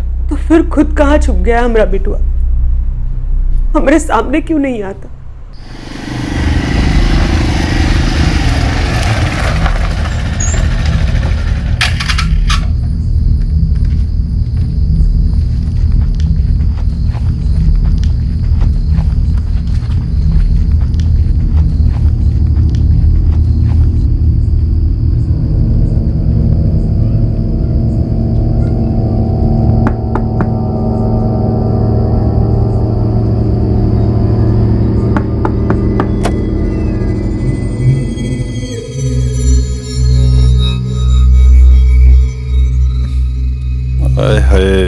कितनी कमाल दी एक्टिंग कर दी तू शर्माने दी, एकदम नई दुल्हन वर्गी। काश तू भी दूल्हे राजा की एक्टिंग कर ही लेता। किसने देखा तो नहीं तुझे आते हुए? मुझे क्या पता।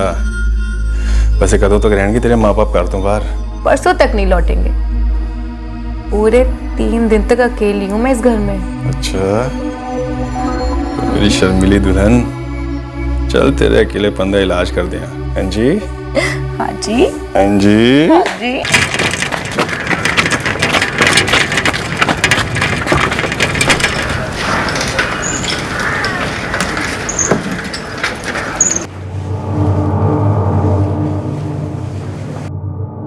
सर, किसी कुड़ी बूढ़ी का तो पता नहीं, पर एक बात और सामने आई है। 10 ये जो अपने रंजीत साहब हैं, जहाँ सोनू काम करता है, वहां पर पहले निर्मला नाम की नौकरानी भी काम करती थी। निर्मला का सोनू के साथ कोई चक्कर वक्कर था क्या? ये तो मालूम नहीं है, पर निर्मला का चक्कर एक गौतम खत्री नाम के बंदे से चल रहा है, जो हिस्ट्री शीटर है। और सुनने में आया जब सोनू को काम पर रखा गया था तो निर्मला काफी गुस्से में आ गई थी। उसे लग रहा था कि सोनू ने उसकी नौकरी छीन ली। और तुझे लगता है कि निर्मला ने गौतम खत्री के साथ मिलकर सोनू को? मालिक आंकड़े दे दिए, गणित आप कर लो। मुझे ये गौतम खत्री भी दे दे। निर्मला के माँ बाप आनंदपुर साहब जा रखे हैं मत्था टेकने, और 2 दिन से गौतम निर्मला के घर में पड़ा है। 4 दिन हो गया साहब। हम अपनी तरफ से पूरी कोशिश कर रहे हैं। सोनू हमको छोड़कर किसी लड़की के संग नहीं भाग सकता है। वो तो एक एक पाई घर के लिए कमाता है। 15 साल की उम्र से काम कर रहा है। पढ़ाई इसलिए छोड़ दिया ताकि हमारे काम में हाथ बटा सके, कम से कम मोनू का पढ़ाई ठीक से हो सके। सोनू बहुत नेक और सीधा लड़का है साहब। मैं समझ सकता हूं। देखिए, हमें सोनू को ढूंढकर आप तक पहुंचाना है, इसलिए हम ये सब पूछ रहे हैं। इस वक्त मैं यही कहूंगा कि हर चीज की संभावना है, पर जरूरी नहीं है कि वो सच हो। आप हिम्मत रखिए रामकिशोर जी। यार छठो, अरे ओ सर जी 6 महीने तो मैं कुछ किया ही नहीं। आप देख लो, मैं जेल भी पूरा काट के आया। जेल भी तुझे देखने को तरस रही है। बोल, क्या किया तूने सोनू के साथ? सोनू? और कौन सोनू साहब जी, कौन सोनू? मेरा किसी सोनू वोनू से कोई वास्ता नहीं, मैं नहीं कहीं जा रही। तू चलेगी तुझे घसीट कर ले जाऊं। निर्मला, सीधी जाओ और सीधे सीधे इनके सवालों का जवाब दे। अरे पर मैडम जी, आपने मेरे को वापस बुलाया तो मैं आई। अब ये सोनू कहाँ गया, क्यों गया, मेरे को क्या लेना देना उससे? तुसी शुरू करो सर जी। मारो, पीटो, कुटो, बचपन तो लेके आज तक जदों भी मैं पकड़ा गया हूं ना, किसी फिल्म की स्टोरी की तरह पूरा दा पूरा कांड मैंने पुलिस में दस्या है। किसी तो भी पूछ लो आप जाके बाहर। लेकिन सर जी, इस वेले मेरे को कोई स्टोरी नहीं है, क्योंकि ये सोनू है कौन मैनू नहीं पता सर जी। स्टोरी तो है गौतम, लव स्टोरी। निर्मला जो बहुत खफा थी सोनू से, क्योंकि जहां वो पहले काम करती थी उसकी जगह पर सोनू को रख लिया गया था। और रख लिया गया होगा सर जी, पर तुसी खुद ही सोचो, एक नौकर ते नौकरानी दे 2 टके ते झगड़े दे विच मैं मर्डर शर्डर क्यों करूंगा सर जी? मर्डर की बात तो मैंने अभी तक कही नहीं थी। गायब कहां ना सर जी? अब इंसान के बच्चे को कोई जेब विच रख के तो गायब करता नहीं है, इसीलिए मैंने कहा मर्डर। साहब, आप इस थाने में ईमानदारी से काम करते हैं सालों से, फिर बड़े साहब आपको हटाकर किसी एरे गहरे को आपकी कुर्सी पर बिठा देते हैं। आपको गुस्सा आएगा कि नहीं आएगा? तो तुझे सोनू के साथ इतनी ज्यादा नफरत थी? मैं रंजीत साहब और कविता मैडम के घर सालों से काम करती थी, फिर 2 साल पहले किसी ढाबे से उठा लाए उस सोनू को, और 2 साल के बाद तूने उसे उठवा लिया। अब तू मुझे साफ साफ बता निर्मला, इस गौतम के साथ मिलकर सोनू के साथ तूने क्या किया? मुरब्बा बना दिया उसका साहब, अब पराठों के साथ निकल गई। लाश कहाँ है उसकी? अरे साहब, रोज एक काम हाथ से जाता है तो 4 काम हाथ आते हैं। अब कविता मैडम ने खुद मुझे फोन करके वापस बुलाया तो मैं काम पर गई। भला मैं सोनू को क्यों मारूंगी साहब? किसी पागल कुत्ते ने थोड़ी काटा है मुझे। ये बोले तो ठीक, वरना इसका अच्छी तरह से मुरब्बा बनाओ और इसी को चखा दो। ले जाओ इसे। अरे साहब, सोनू कोई दूध पीता बच्चा थोड़ी है साहब, मैं उसे क्यों मारूंगी साहब? भाग गया होगा किसी के साथ।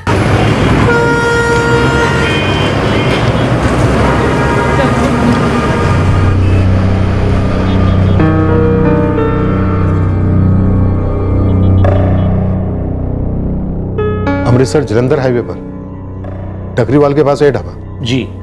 हम 7-8 बार ही गए वहां, खाना बड़ा अच्छा होता है। फिर एक दिन रहा नहीं गया तो ढाबे के मालिक से पूछ ही लिया। वो बच्चा है जी अभी, लेकिन बाबा जी की मेहर है उस पर, और उसके हाथों में तो मैजिक है जी, मैजिक। फिर देर किस बात की पाजी, एक बारी मिलाई दो। ओ छोटू, जरा सोनू को भेज जल्दी। और लो आ गया अपने ढाबे का स्टार सोनू द ग्रेट। वाह, क्या खाना बनाता है। ये ले, रख ले। और रख ले पुत्र, कोई गल नहीं। थैंक यू सर जी। फिर जब मैं अगली बार वहां गया तब मैंने सोनू से पूछ ही लिया। ओ जी, तुसी फिक्र ना करो, तुम्हारे सारे ट्रक निकल गए टाइम पे। हाँ जी, वो एक्साइज नाके पे। हाँ जी, हाँ जी, मैं आपको फोन करांगा जी। सत श्री अकाल। ओए सोनू जी, यहाँ तो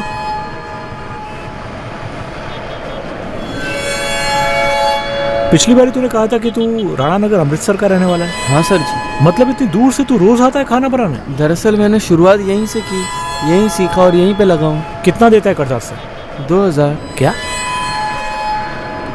पूरे महीने का सिर्फ 2000 रुपए? सर जी, मैंने 5000 रुपए से स्टार्ट किया था। आज की तारीख में 8000 रुपए देता हूँ। ऑफिस के कामों के लिए अलग से देता हूँ। बहुत ही मेहनती लड़का है सर, बहुत स्मार्ट लड़का है वो। I mean, गरीबी की वजह से उसका स्कूल जरूर छूट गया, लेकिन सीखने की लगन उसमें कभी कम नहीं हुई थी। आप यकीन नहीं मानेंगे, पहली बार वो मेरे साथ कंप्यूटर पर बैठा था और सिर्फ 4 घंटे में सारे बेसिक सीख गया था। ये लड़का ऐसे ही तो गायब नहीं हो सकता। मेरा मतलब अपने आप तो ऐसे ही कहीं नहीं जा सकता। बहुत डाउटफुल है सर जी। ढाबे का मालिक करतार सिंह, उसे तो अच्छा नहीं लगा होगा। उसके ढाबे के स्टार को आप जो छीन लाए थे। एक्चुअली जब सोनू ने वहाँ का जॉब छोड़ा और मेरे पास आया, उसके कुछ ही दिनों बाद मैं करतार सिंह के ढाबे पे फिर से रुका था। फिर करतार सिंह से भी मिला और खफा था मुझसे, कहने लगा तूने जो किया गलत किया, मेरा सबसे बेहतरीन कुक छीन लिया। कोई धमकी वमकी? धमकी नहीं, लेकिन नाराज बहुत था। पर सर जी उस बात को भी 2 साल बीत चुके हैं।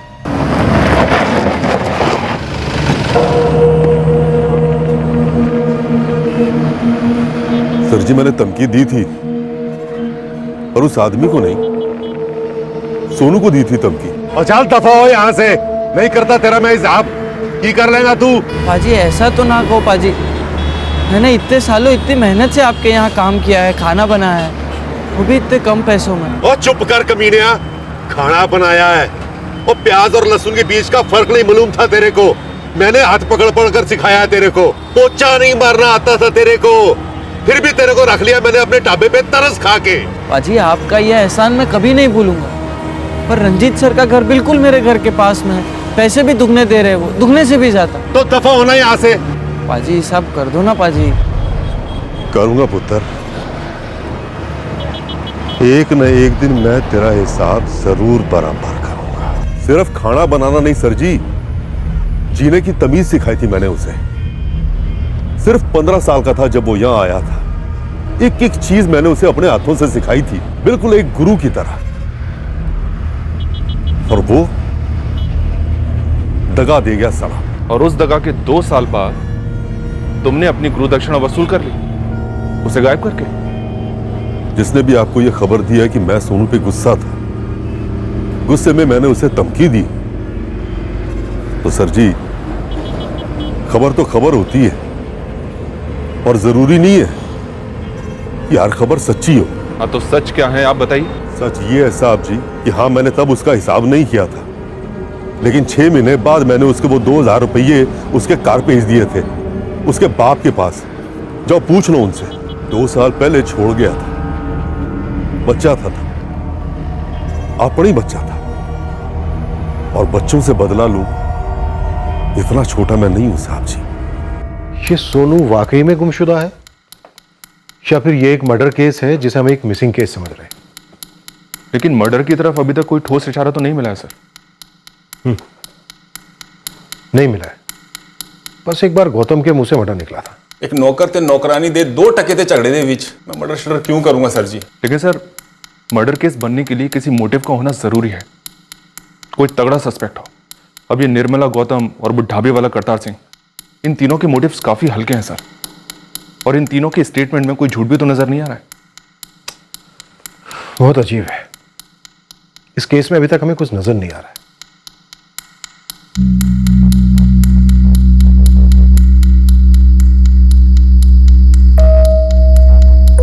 एक महीना हो गया आज। ऐसा क्या काम रहा होगा जिसके लिए सोनू ने मैडम जी से 3000 रुपया लिया, बिना कुछ बताए कहीं चला गया।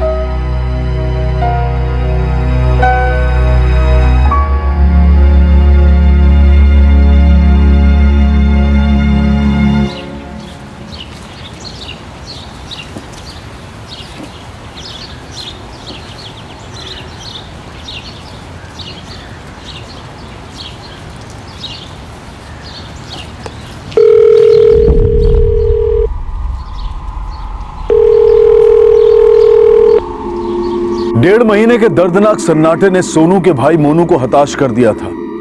उसने फ्रस्ट्रेशन में, गुस्से में, दुख में एक तुक्का लगाया। उसने अपने भाई का नंबर डायल किया बिना किसी उम्मीद के कि इससे कुछ होगा, लेकिन उस दिन कुछ हुआ। मंजीत गिल? कौन है मंजीत गिल? मुझे नहीं पता सर, भैया की याद आ रही थी तो मैंने ऐसे उनका नंबर डायल किया। इस बंदे ने फोन उठाया, मैंने पूछा क्या है आपका फोन है, तो कहने लगा वो ना जी ना, अगर सच कहूं तो ये मेरा फोन तो है ही नहीं जी। हाँ, ये फोन मेरे बड़े भाई सुनील पांडे का फोन है। वो ते तो मोनू हो गए, नाम तो यही फ्लैश हुआ था मोबाइल पे। जी जी मैं मोनू ही हूँ। मंजीत जी आप कहाँ हो? ओ जी मैं तो अमृतसर में हूँ, तुसी कहाँ से गल करते पे हो? देखिए आप फोन मत काटिएगा, मेरा बड़ा भाई 1 महीने से गायब है। गायब? उसने कहा उसे सोनू भैया का फोन किसी बस में पड़ा मिला। उठा लो इस मंजीत गिल को। ओ साहब जी, मेरा तो जी बिजनेस है सब्जियां दा जी। ओ जी कुछ दिन पहले मैं अपने भरा को मिलने गया था जी कुरुक्षेत्र। जब वापस लौट रहा था तो बस में मुझे ये मोबाइल पड़ा मिला, अमृतसर उतरने से पहले जी। सदर बाजार आ गया जी। वो सदर बाजार उतरने वाला कोई है? हाँ जी, मुझे उतरना है।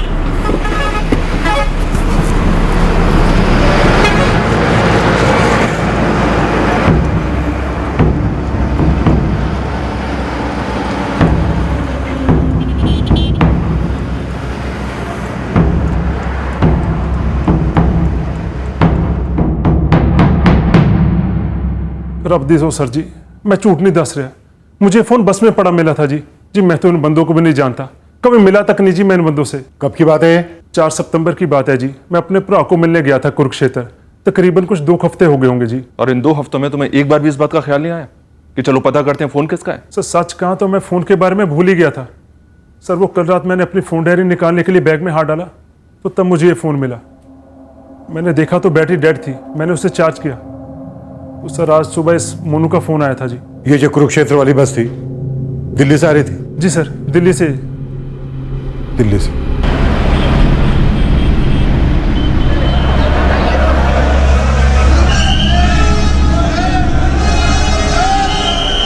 अमृतसर सेंट्रल बस अड्डे से कांटेक्ट हुआ। उनका कहना है कि कंडक्टर्स और ड्राइवर्स तो चेंज होते रहते हैं, पर वो बस दिल्ली अमृतसर रूट की ही बस थी। और सर ये मंजीत, ये तो कुछ भी याद नहीं कर पा रहा है कि वो बस कौन सी थी। हाँ लेकिन फोन तो उसे बस में ही मिला था ना। मैडम जी प्लीज जरा जोर देकर याद कीजिए ना। सोनू भैया ने एक बार भी दिल्ली जाने का जिक्र नहीं किया। नहीं मोनू, उसने बस यही कहा कि पापा का कोई काम है, 3000 रुपए लिए मुझसे, लेकिन ये बताया नहीं कि वो जा कहाँ रहा है या कब लौटेगा। पता ही नहीं चल रहा है कि सोनू भैया दिल्ली क्यों गए थे। क्या हुआ? दिल्ली तो अमृतसर बस में सोनू का फोन मिला उन लोगों को। मतलब किसी और के पास था? कोई मंजीत गिल अमृतसर का, उसे मिला फोन उसका। फोन भले ही दिल्ली घुमाया हो सूरी, पर मुझे लगता है कि सोनू कभी अमृतसर से बाहर गया ही नहीं, वो यही है। सर एक फिल्म देखी थी मैंने जिसमें क्रिमिनल्स पुलिस को गुमराह करने के लिए अपने ही किसी आदमी का फोन बस में छोड़ देते हैं। मुझे लगता है सर कोई फिल्म की इस कहानी से बहुत ज्यादा इंस्पायर हो गया है। और हम फिल्मी पुलिस की तरह गुमराह हुए हैं सूरी। अभी तक हम कई काल्पनिक थ्योरीज पर काम कर रहे थे, जबकि सच कहीं और ही छुपा है।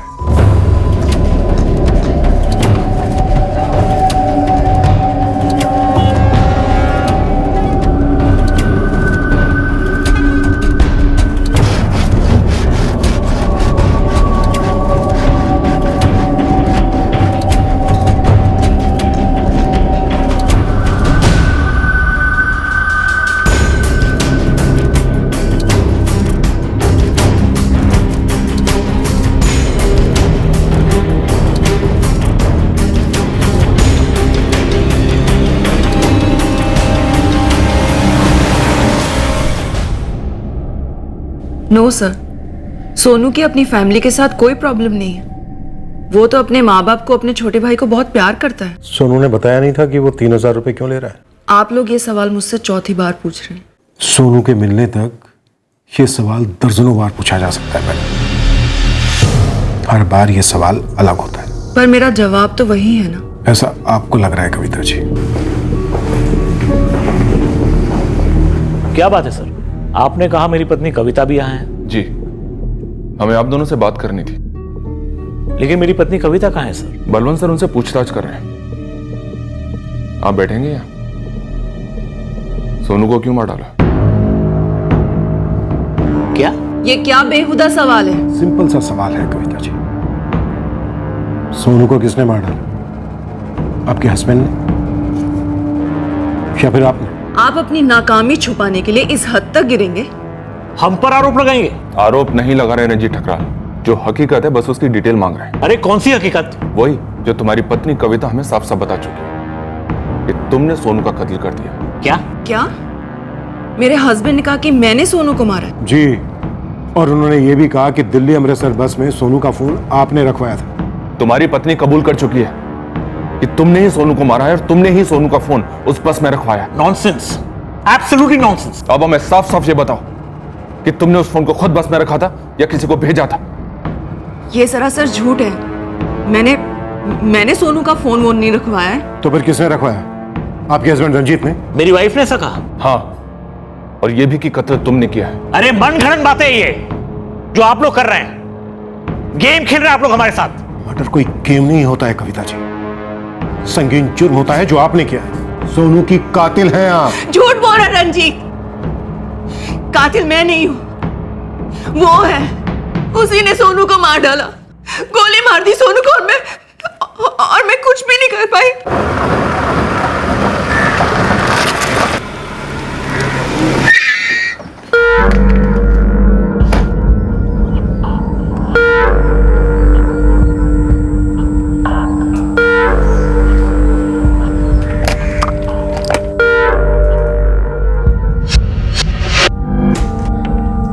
नॉट बैड, तुम तो बहुत जल्दी सीख रहे हो। मैंने पहले भी थोड़ा सीखा है ना मैडम जी, स्कूल में। तो अगर मैं तुम्हें कहूँ कि मेरे लिए ये ऑनलाइन ट्रांजैक्शन कर दो तो कर पाओगे? जरूर मैडम जी, बस एक दो बार आप मुझे सिखा देना, उसके बाद मैं ढंग से कर दूँ। इतना भरोसा कर सकती है आप मुझ पर? मुझे तुम पर पूरा भरोसा है। अरे रंजीत, तुम कब आए? राम सर जी, लंच के लिए आए हो? ये क्या कर दिया तुमने? तुमने इसे मार डाला रंजीत। तुमने 3 गोलियां मार दी सोनू को। उस बेचारे ने ऐसा क्या कर दिया था कविता जी?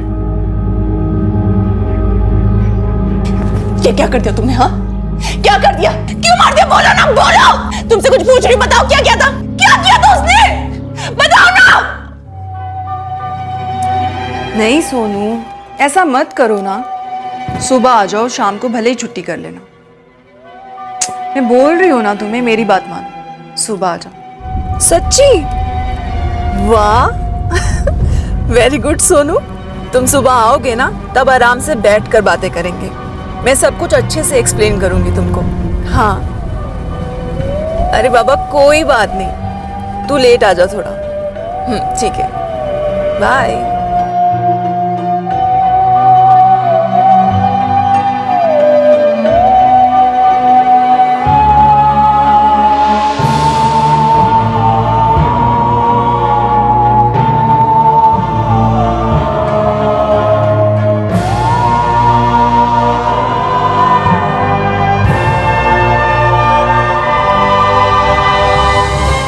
इतना गुस्सा अंदर दबा के रखोगे सर जी तो नसें फट जानी आपकी, और फायदा किसका होना है? उसी का। देखो सर जी, भाभी जी घर पे अकेली होती हैं और ये लड़का मौका देख के चौका मार रहा होगा, और हो सकता है भाभी जी अपना अकेलापन दूर करते करते आ गई हो उसके शिकंजे में। लड़का बहुत तेज है सर जी, मेरी ठोकने से कुछ नहीं होना सर जी। ठोक दो साले नू। क्या कह रहा है जसवंत? सही कह रहा हूं सर जी, निकालो बंदूक और ठोक दो साले नू। ना रहना बांस और ना बजनी है बांसुरी। तुम पागल हो गए हो रंजीत? हाँ, पागल हो गया हूं मैं कविता। पिछले 6 महीने से तुम दोनों के बारे में ये सोच सोच के कि तुम दोनों के बीच में क्या होता होगा, इस घर में, इस कमरे में, इस बिस्तर पे। इतनी गंदी बात तुम सोच भी कैसे सकते हो? अरे ये मुझे अपनी बड़ी बहन मानता था। मैं तुम्हारा वहम दूर कर देती। तुमने कुछ सोचा नहीं, कुछ बोला नहीं, और गोली चला दी। क्या तुम दोनों के बीच में कभी कुछ नहीं था? कभी तुम और... नहीं रंजीत नहीं। सोनू अपने माँ बाप का, अपने छोटे भाई का इकलौता सहारा था, एक होनहार लड़का था। मैं तो सिर्फ एक मदद का हाथ दे रही थी उसे, ताकि वो आगे बढ़ सके, और कुछ भी नहीं था।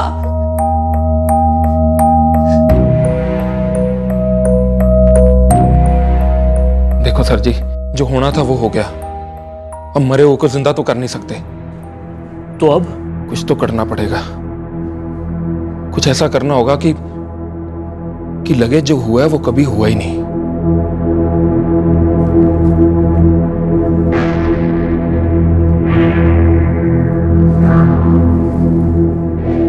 बड़ी गलती हो गई कविता। खून गलती है कविता। देखो कविता, हस्बैंड होना तुम्हारा, हमें पूरी लाइफ एक साथ गुजारनी है। प्लीज मेरी मदद कर दो। ऐसा सोचो कुछ हुआ ही नहीं है, कुछ नहीं हुआ है कविता। प्लीज मेरी मदद कर दो प्लीज।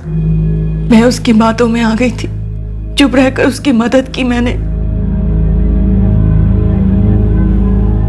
बस में फोन रंजीत ने ही रखा था।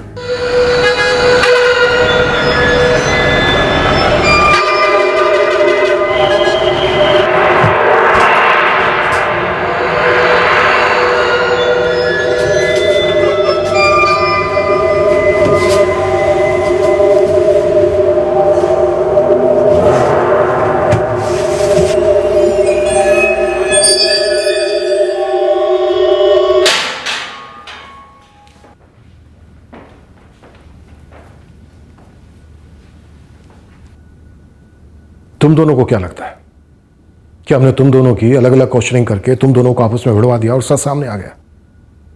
नहीं, दरअसल तुमने खुद अपने आप को हमारे हवाले कर दिया।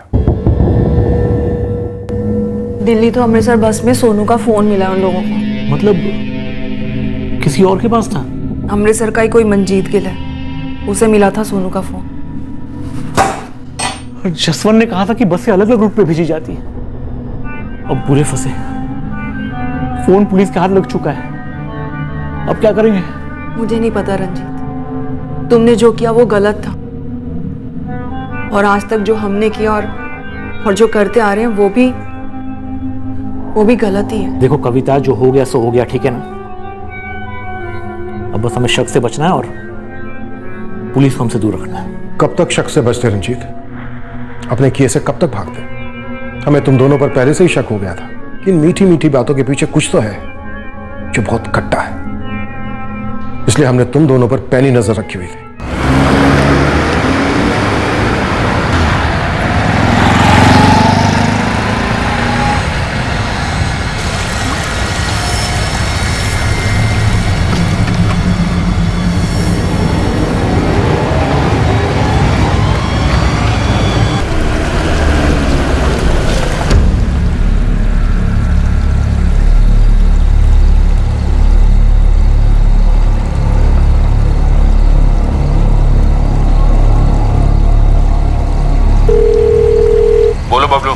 सर जी, रंजीत ठकराल और उसके ऑफिस के बंदे ने नदी में अभी कुछ फेंक दिया पुल के ऊपर से। क्या फेंक दिया? ठीक से कुछ दिखा नहीं दूर से, पर मुझे किसी की अस्थियां जैसी लग रही थी।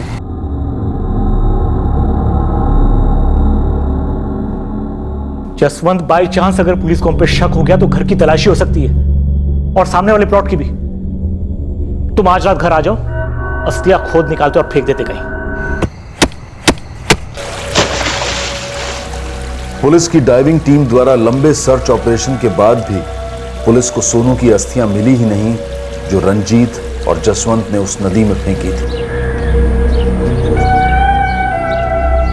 और जिस गड्ढे में सोनू के शव को दफनाया गया था, फोरेंसिक टीम को वहां से बाल, नाखून और थोड़े ब्लड सैंपल्स मिले। वो टिफिन तैयार करना, रंजीत का फोन आना, 3000 रुपए मांगना, घर के काम वाली बात, सब कुछ मन गढ़ंत था ना कविता जी? उसने 3000 रुपए मांगे थे, सुबह सुबह आते ही मांग लिए थे सर। क्यों चाहिए थे उसे 3000 रुपए? वो पापा का बर्थडे आ रहा है ना मैडम, तो उनके लिए कुछ लेना है। अच्छा, क्या गिफ्ट ले रहा है वैसे पापा के लिए? Mobile phone madam. उनका वाला फोन तो इतना घिस गया है, 6 महीने से तो रबर बैंड बांध रखा है उन्होंने, और उस फोन से ठीक से बात भी नहीं हो पाती है। ये ले, बहुत अच्छा बच्चा है तू। Thank you madam. तो ये थी सारी सच्चाई। देखिए, हमें गड्ढे से जो उसके अंश मिले हैं, उसकी और आपकी डीएनए मैचिंग होगी। इसके लिए आप लोगों को हॉस्पिटल में जाना होगा। क्रियाक्रम करने जैसा ऐसा कुछ भी नहीं मिला।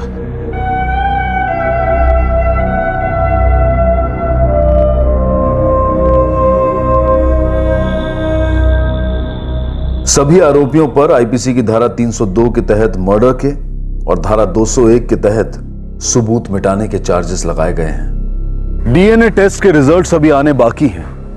पुलिस ने सोनू की हत्या में इस्तेमाल किया गया पिस्तौल रंजीत के पास से बरामद कर लिया है। ढाबे से कम वेतन वाली नौकरी से निकालकर सोनू को बेहतर तनख्वाह और ट्रेनिंग देने वाले इस जोड़े की सच्चाई काल्पनिक परतों में छुपाई गई थी, और जब पर्दाफाश हुआ तो सोनू के माता पिता और भाई बुरी तरह से हिल गए। हम सबकी जिंदगी में कोई ऐसा होना चाहिए जिसके हाथों में सही और गलत का कॉम्पस हो, जो हर कदम पर हमें उस कॉम्पस की सुई दिखाता रहे, एक नैतिक जीपीएस की तरह, और जो हमेशा सच और सही का सपोर्ट करे, झूठ का कभी नहीं। कविता ये जीपीएस हो सकती थी, वो रंजीत को कानून तक पहुंचा सकती थी, लेकिन उसने जुर्म का साथ दिया और खुद गुनहगार बन गई। सोचने वाली बात है कि जिस रिश्ते को बचाने के लिए किसी जुर्म को छुपाना पड़े या उसका साथ देना पड़े, तो फिर उस रिश्ते में ही कोई खोट है, जो इंसान को बेहतर बनाने की बजाय एक गुनहगार बना देता है। फिर मुलाकात होगी, तब तक सुरक्षित रहें, सतर्क रहकर एक अच्छे नागरिक का फर्ज अदा करें और देखते रहें क्राइम पेट्रोल सतर्क। सबक एक को, सीख हम सबको। जय हिंद। इस तरह के और भी एपिसोड देखने के लिए हमारे चैनल को सब्सक्राइब करें और बेल आइकन दबाना ना भूलें।